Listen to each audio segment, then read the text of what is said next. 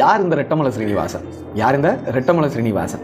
திவான் பகதூர் ரெட்டமலை ஸ்ரீனிவாசன் அப்படின்னு சொல்ற நபர் ஆதி திராவிடர். திராவிடர் அப்படிங்கிற வார்த்தைக்கான பதத்தை தமிழ்நாட்டில் வேரூர செய்யறதுல மிக முக்கியமான ஒரு நபராக இருந்தார். ஆதி திராவிடர் அப்படின்னு தான் அழைக்கணும்னு சொல்ற தனிச்சட்டம் MC ராஜா கொண்டு வரும்போது ரெட்டமலை ஸ்ரீனிவாசன் முன்மொழிகிறார். அதை சட்டசபையில், மெட்ராஸ் சட்டசபையில் அதை முன்மொழிஞ்சவர் ரெட்டமலை ஸ்ரீனிவாசன்.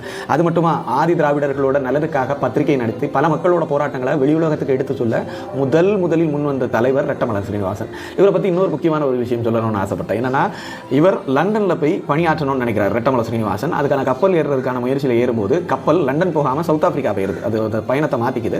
சவுத் ஆப்பிரிக்காவில் இறங்குற நம்ம ரெட்டமலை ஸ்ரீனிவாசன் அங்கிருந்து லண்டன் போனால் அதுக்கான பணத்துக்காக 2 வருஷம் வேலை பார்க்குறாரு.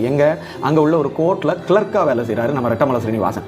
அந்த கோர்ட்டில் ஒரு முக்கியமான ஒரு அட்வொகேட் இருந்தார். அந்த அட்வொகேட் பேர் மோகன்தாஸ் கரம்சந்திர காந்தி. அதாவது நம்ம தேசத்தந்தைன்னு சொல்லப்படுற மகாத்மா காந்தி அதே கோர்ட்டில் ஒரு வழக்கறிஞராக வேலை பார்க்குறாரு. ரெட்டமலை ஸ்ரீனிவாசனுக்கும் மகாத்மா காந்திக்கும் ஒரு நெருங்கிய நட்பு இருந்துச்சு. முத காந்தியோட கையில் திருக்குறள் புத்தகத்தை கொடுத்து இது ஒரு அறம் சார்ந்த புத்தகம், தமிழரோட புத்தகம் அப்படின்னு கொடுத்தது நம்ம தாத்தா ரெட்டமலை ஸ்ரீனிவாசன் தான். இப்போ இந்த ரெட்டமலை ஸ்ரீனிவாசன் அவர்களுக்கு கொடுக்கப்பட்ட பட்டங்களை பற்றி நம்ம பார்த்துட்டு இந்த விடயத்தை நம்ம முடிச்சிருவோம். முதலாக கொடுக்கப்பட்ட பட்டம் ராவ் சாஹிப் அப்படின்னு 1926 கொடுக்கப்பட்டது. அடுத்து ராவ் பகதூர் அப்படிங்கிறது 1930 அவருக்கு கொடுக்கப்பட்ட பட்டம்.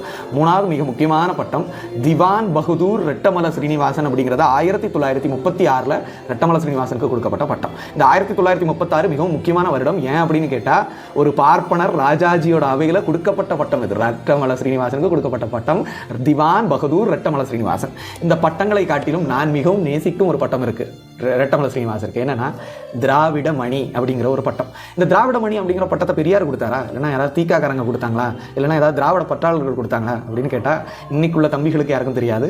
உண்மையிலே அதை கொடுத்தது தமிழ் தென்றல் திரு கல்யாண சுந்தரம் அப்படின்னு சொல்லப்படுற ஒரு மிகப்பெரிய தமிழ் அறிஞர் ரெட்டமலை ஸ்ரீனிவாசனுக்கு கொடுத்த பட்டம் தான் திராவிட மணி அப்படின்னு. இன்றைக்கி ஏன் திராவிட மணியை பற்றியோ ரெட்டமலை ஸ்ரீனிவாசனை பற்றியோ பார்க்குறோம் அப்படின்னா, இன்றைக்கி 7 ஜூலை 2024 ரெட்டமலை ஸ்ரீனிவாசனோட 165வது பிறந்தநாள்.